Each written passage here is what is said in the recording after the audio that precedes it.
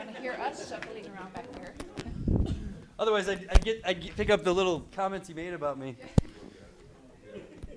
Is he getting fatter? It looks like he's getting fatter. Getting much skinnier. My wife stopped cooking. Ever since the baby started running around, it's just like, yeah, we're gonna go out to eat. I don't want to go out to eat. They use GMO. All right, folks, let's get this done real fast.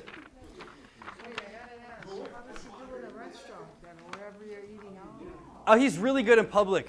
My son is amazing in public. He doesn't scream, he doesn't yell, he doesn't run around the restaurant. He sits. He really likes the idea of sitting in a chair. So he'll get up there and then he leans against the back and he sits there and he looks at it and he goes, is anybody looking at me? I'm sitting in a chair. Look at me. And he'll sit there for 30 minutes making sure that everybody sees that he's a good boy sitting in a chair. We went and saw Despicable Me the other night. And Despicable Me 2, and he sat in the movie theater, just sat in the chair, watched the thing, just eating popcorn, just like this, 1 year old. And I was like, how is he not screaming up and down the aisles like all the other kids?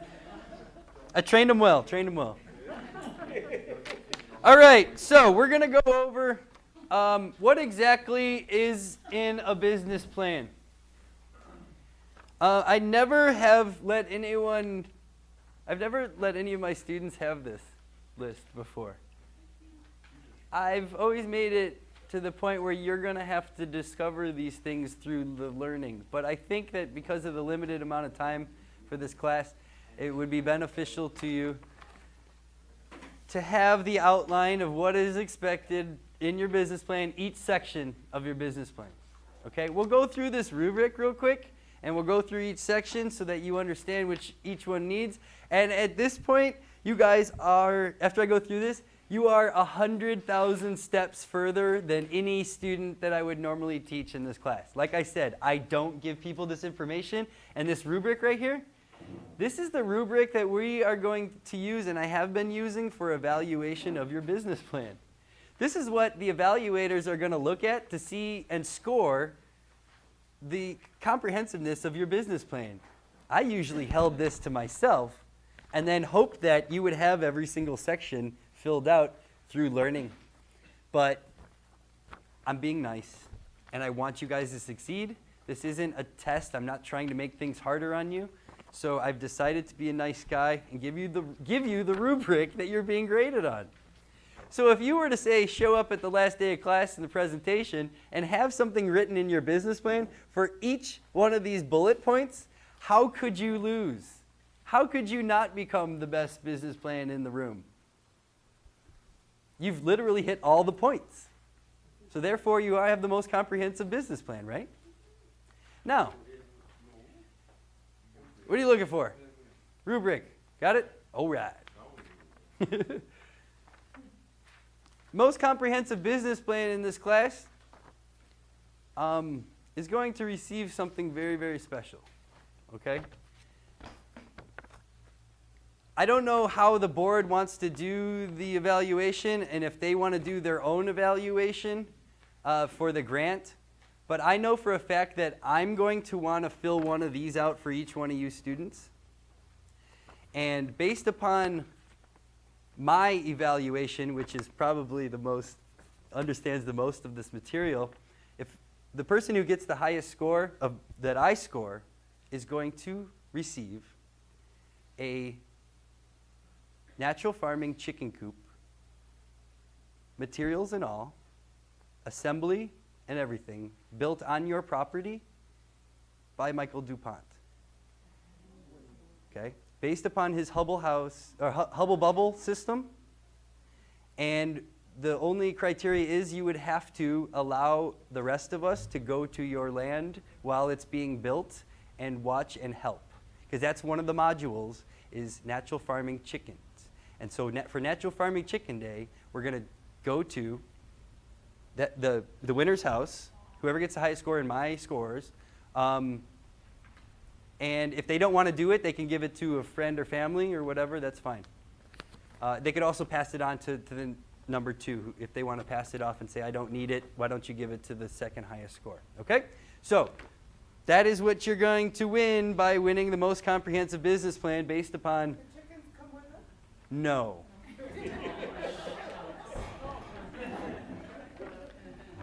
But I couldn't think of a cooler thing than to have a chicken coop made on my property, your property.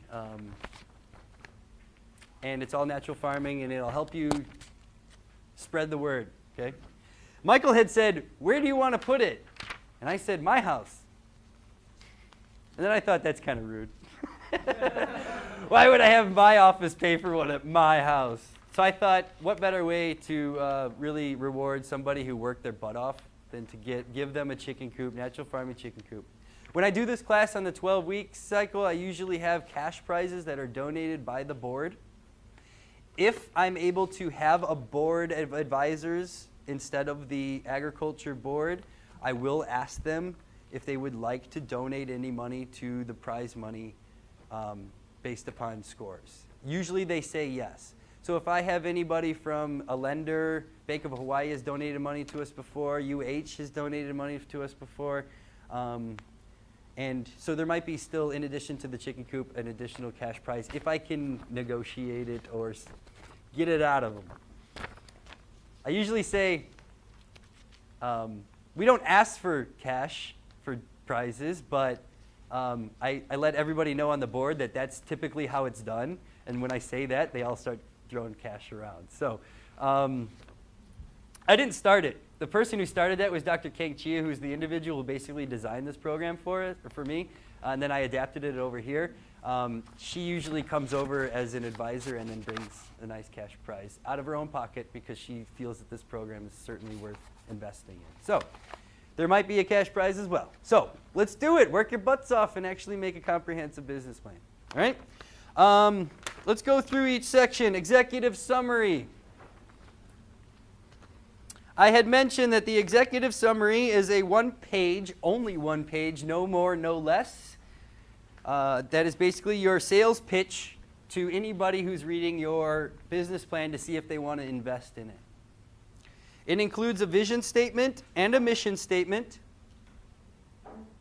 Remember, I don't know if you don't know, but I'll tell you. Vision statement reflecting how your company views the world.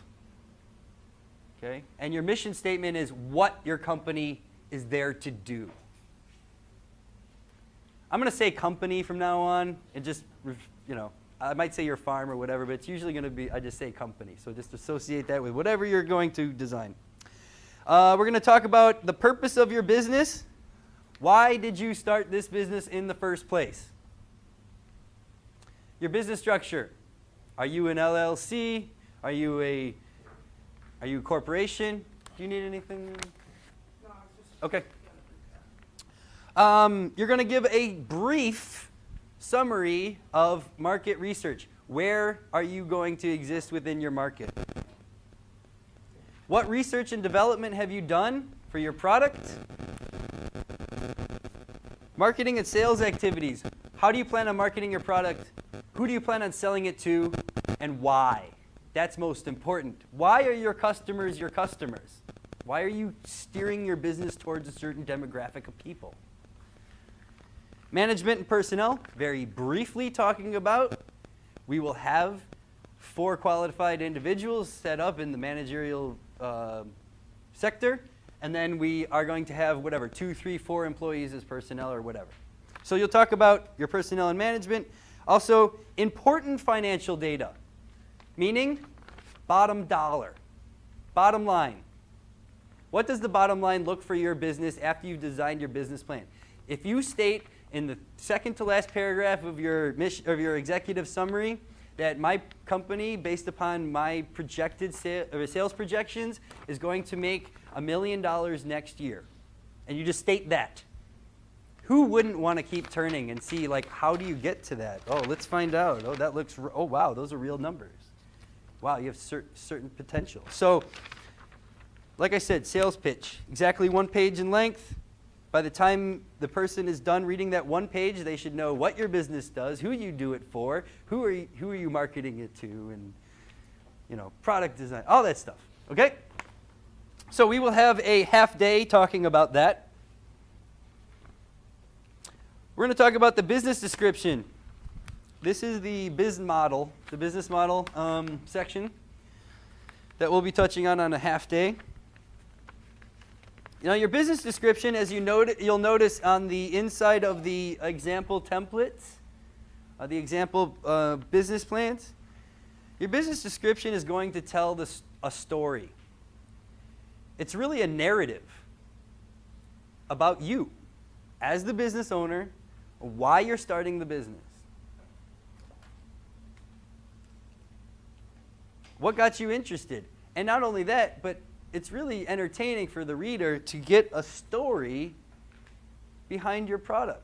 If you talk about how you have mac nuts in your family and you talk about the history of mac nuts in your family and that's great, but you want to do this venture, you just told me the whole story. You just told me that you've had experience in doing this and your family's had experience in doing this, but you have a different track you want to go on, and this is why you're going this direction, is because you want to go this track. Or if you want to stay in mac nuts, you'd say, I'm going to stay in mac nuts because this is in my family. The reason why, I got all these acres and I got all these trees. Why wouldn't I grow mac nuts? Okay? So you talk about a story. It's a narrative. Discusses your business development. How did your business come into fruition, or at least the idea? What stimulated the idea? What stopped you from doing what you were doing one day and decided to do this business plan? Why was your business developed? Was it to make enough money to send your kids off to college? Was it to help people? Was it to yada, yada, yada? Why would you do this business plan? Describe what your business does. Not specifically in your operations, because you'll talk about that in your operations section, but what does it do? Oh, it provides high-quality dried persimmon on the added value market shipped off to Japan. It's just that specific. What do you do? What is your target market? Who are you selling to? Why are these people your customers? Why have you chosen those specific group of people? Describe your potential customers. Really describe physically, emotionally, economically, socially. Describe the person you want to sell to. I only want to sell to people that can afford $48 a pound for coffee. That's only people I'm marketing to. It's only people I care about. Okay? Target market. Describe potential customers. Okay. What makes your business unique? That is probably the most important part of that section. How are you different than every other person selling mac nuts on this island? Well, maybe because your family's been doing it for so long, that makes you different. I don't know. But justify it in some way. Tell me how your product is unique. Plain and simple. Location. You're going to have to write out in words the exact location of your business. Especially if you don't have any property yet. A lot of the folks will be like, I want to get a farm, and this is the property I'm looking at. And then you actually put a picture, a Google Maps picture of it, or maybe the realtor's write-up on it, and also give a town that it's in, what island is it on, what state is it in, and a map. Definitely want to have a map of your property. This will help anybody in lending as far as getting a real good visual idea of what you're trying to do.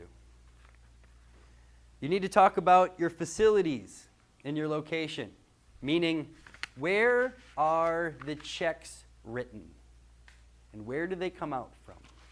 That is usually different than the farm. A lot of folks will have a business office that they'll run out of, usually out of a house. So facilities, what are these facilities? Do you have in your plan, do you have a place for storage before shipping? Do you plan on using the vacuum-cooled facility out in Waimea before it gets shipped off? That's a facility that you want to utilize, so you put that in there. Where is your main office versus where the farm is? A lot of folks will be different places. Where is your distribution hub and where do you do storage? Okay. Next one, looking at market analysis, probably the second most important section of your business plan. Financials being first. Market analysis describes your specific market. Why are you getting into this market? What is the specific market? Where is the specific market? Who are the customers that are typically partake in that market? Discuss potential competitors. Is there anybody out there that's doing something similar to what you have an idea of? That's when you're going to write down some serious data, because you will find out what the timber how much timber was grown in the area that you're looking to grow. You're going to put that market information in there. If you want to grow tomatoes in Waimea, you would certainly put down there you got Wild Farms as a competitor, especially since they're nonprofit. So, discussing how are you different from your competitors, certainly important. Industry market details with references. Remember that nursery write-up I gave you? 2012 numbers for the nursery, talks about ginger and anthuriums and all that stuff. Industry market details. If you plan on selling anthuriums, I want to know how many anthuriums were sold last year in Hawaii. I want to know how much money that was worth. I want to know who bought them.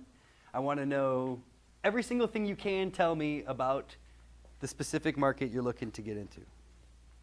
And I definitely mentioned specific market numbers. Remember I told you you could fib on these, but I want realistic numbers in there, you know.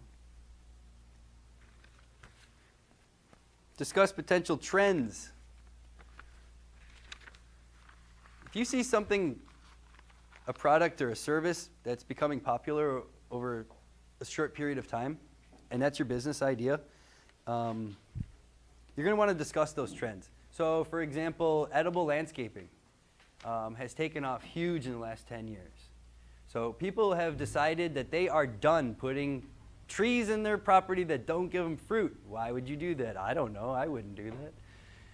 But at the same time, this is a market that is growing and growing and growing. What are the trends in this market? Well, people seem to steer towards citrus, and they tend to steer towards avocado. Well, maybe you want to get involved in the landscaping, people with food, citrus, or whatever. Potential trends, definitely describe those. Personally acquired market analysis. This is hugely important. You need to go out into your environment and ask people if they think your product is a good idea. And you ask, where are they from? And what economic status they may have. What's the potential for them to become a customer? So many questions you could put out on a survey. And what you do is you actually print it up on a survey, and you go to people within that market, and you actually have them fill out the surveys. How fantastic is that? That's your own market data, and you know what? Those numbers are going to be more true than any number you're going to find on the internet. As long as you're surveying the right people. You don't want to go over to somebody's, you don't want to survey somebody that has absolutely no knowledge of the industry. Just some schmo on the street. Not a good idea. If you're going to get into nursery, you want to talk to people that are in the nursery business. So be very selective on how you do your surveys, because that information can be skewed if you're interviewing people that don't know what the heck you're talking about. Okay, so you want to make sure that you have people that are in the industry. If you, for this project, wanted to say, make up that data, I don't really have a problem with that. I went out, you just stayed in your business plan. I went out from February of this year to May of this year. I put out 150 surveys. I asked them these questions. These are the answers they gave me. And blah, blah, blah, blah. Put that in your business plan so that when you do your real plan, you actually do those surveys and you actually get that data. But I need you to tell me that you understand you need to do that in order to succeed. Marketing strategy. Describe in major detail, heavy detail, what would be your marketing schemes? How are you going to tell people about your products? when we go through the marketing plan, you'll see that there are some wacky, great, fantastically cheap ways to let people know, almost free ways to let people know that your products exist. And all it takes is one person to tell another person to tell another person. And when we have things like social media and Twitter and Facebook now, that can happen overnight. Anybody know what Tiles are? They're coming out soon. Tiles is a company called, well, it's called a Tile app. And what it is it's a tiny little square about this big. It has a T on it, a little plastic thing with a ring hole in it. And it sends out, you send out a signal from your cell phone tower, which can pick up the location of that little square. And then you can, on your smartphone, connect that little square to whatever you want, your purse, your car, your dog, put it on his tag, put it whatever, and then you can find in an app where that little square is. And you can just follow it all the way there. If you lose your keys, you can go find it. And what they do is they've made this product that is so small, you don't even notice it. It's just thin plastic, and where years ago this would have been a suitcase, in order to get to receive it, they've designed these products to I guess, meet this demand that people have had for years and years and years because they keep losing their stuff. So, Tile had a great idea. They did absolutely no marketing at all other than put one post up on Facebook. That was the test. Do you think this is a good idea? And if you do, here's a link to give us $50, $100 to develop this product. And once we do, we'll give you X amount of tiles. So I actually signed up for this too, because I think it's a fantastic idea for my dogs more than anything. Put it on their tags, and I don't have to worry about where they go. I'll find them.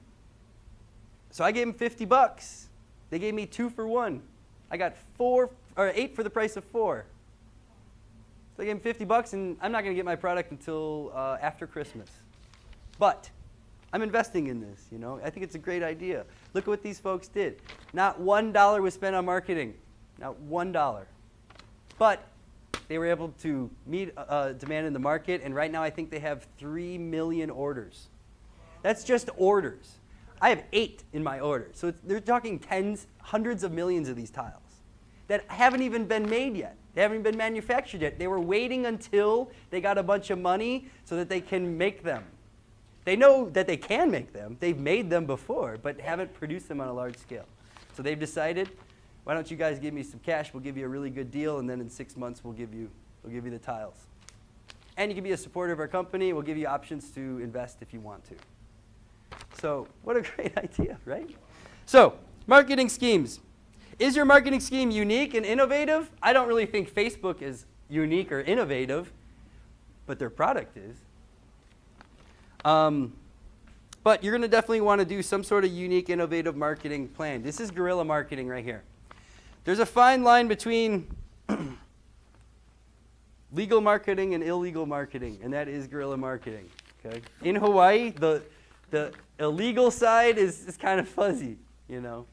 In Chicago, where I'm from, if you walked up to an old storefront, right, and it said for rent on it, and I walked up to the whole storefront and I plastered the whole thing up with flyers for whatever the heck I'm trying to market. Because I know that nobody's in there, it's not blocking a store, and sure, the guy who owns the property who's trying to rent it out might get mad, but at the same time, every single person that walked up and down that street and saw the whole storefront, it's some poor guy's storefront, covered in these flyers, they all saw it, and then we ended up marketing, and it was just real easy. And all we did was we borrowed a storefront. We used to do that all the time in the marketing scheme, or in the mortgage industry. So guerrilla marketing is really fantastic. In Hawaii, nobody complains about anything when it comes to guerrilla marketing. They go, wow, that's a really great idea. You got a sign on the side of this thing or whatever, you know. So use guerrilla marketing because it's free. Also, online marketing, it's free. And word-of-mouth marketing, it's free. Hopefully, in your business plan that you give me, you can tell me how many people you're going to reach through 3 marketing schemes. Tell me how many you're going to be able to reach, and then tell me how much money you spent on marketing.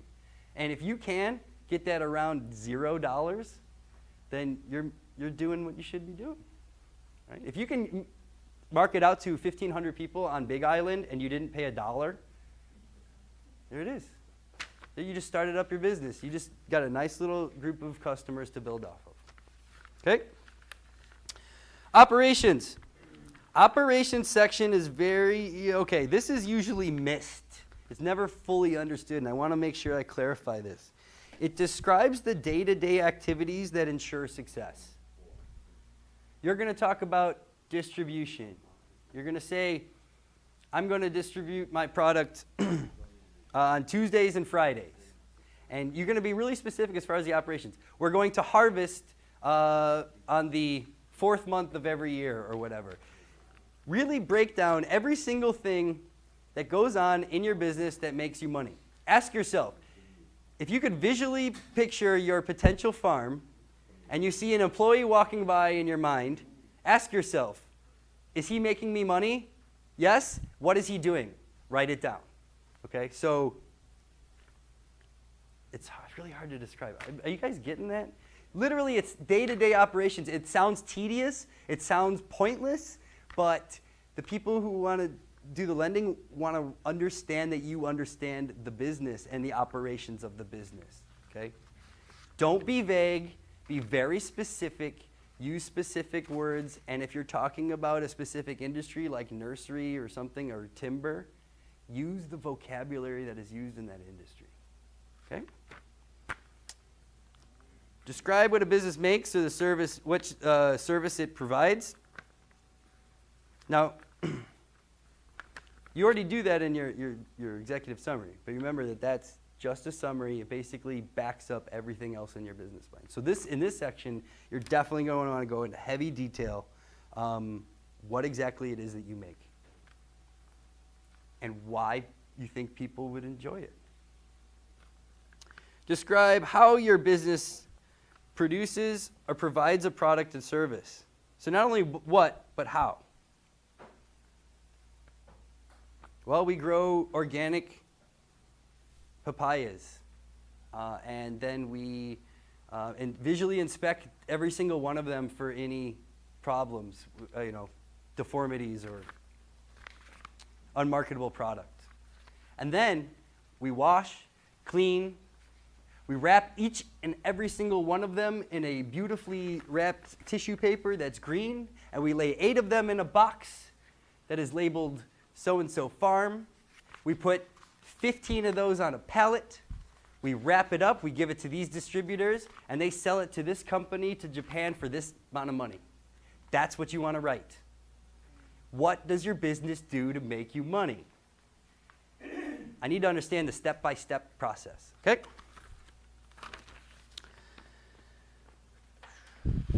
Describe distribution of products and services. Very important. You make jams and jellies, and then it sits on your counter. How are you going to get it out to the product or out to the market? Describe general function of your business. General function meaning